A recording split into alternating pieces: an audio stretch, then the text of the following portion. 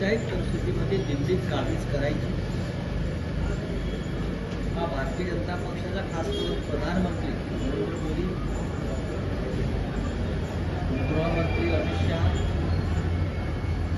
यांचा एक कलमी कार्यक्रम होता आणि त्यासाठी त्यांनी प्रचंड मोठी खोल दिली होती.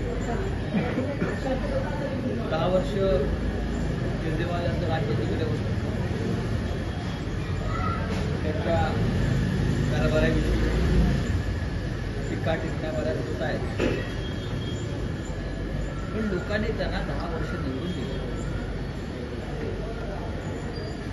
एक आंदोलनातून आलेला पक्ष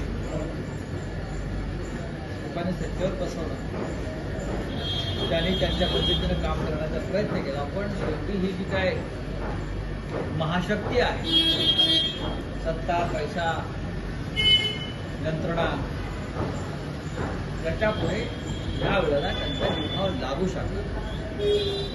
जे महाराष्ट्रात, त्याला आम्ही महाराष्ट्र पॅटर्न असं नाव देतो, ते महाराष्ट्र पॅटर्न मोदीजी आणि शहा यांनी त्यांच्या पक्षानं दिल्लीत राहून मतदार यादीमध्ये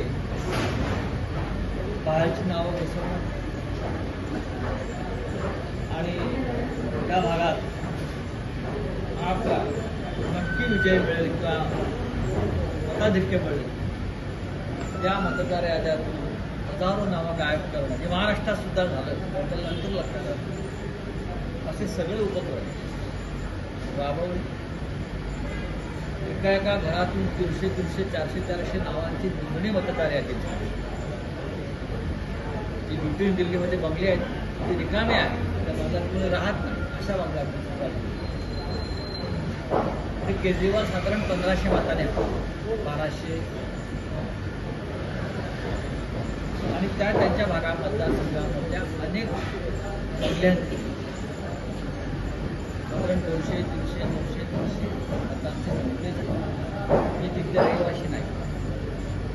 आणि या पराभवाचं मुख्य कारण काँग्रेस आणि आप हे यावेळेला वेगळे लढले. आतापर्यंत ते वेगळेच लढत होते, पण ह्या वेळेला शत्रू अधिक ताकदीनं आपल्यासमोर लढतो भाजप. याचं भान जर ठेवलं असतं आणि आमच्या इंडिया ब्लॉकमधले 2 प्रमुख पक्ष एकत्र आले असते तर नक्कीच आजचा निकाल वेगळा दिसला. केजरीवाल यांचा पक्ष आणि भाजप याच्यामध्ये का फार मोठं अंतर नाही आहे, फार तर 2%. तर काँग्रेसला साधारण 60.5% मतं काँग्रेसने घेतली. म्हणजे 50%च्या वर काँग्रेस आणि आपची मतं. उमर अब्दुल्ला यांनी जे सांगितलं त्यानुसार भांडत बसा आणि मग मोदीचा विजय झाला म्हणून छाती पिटवली.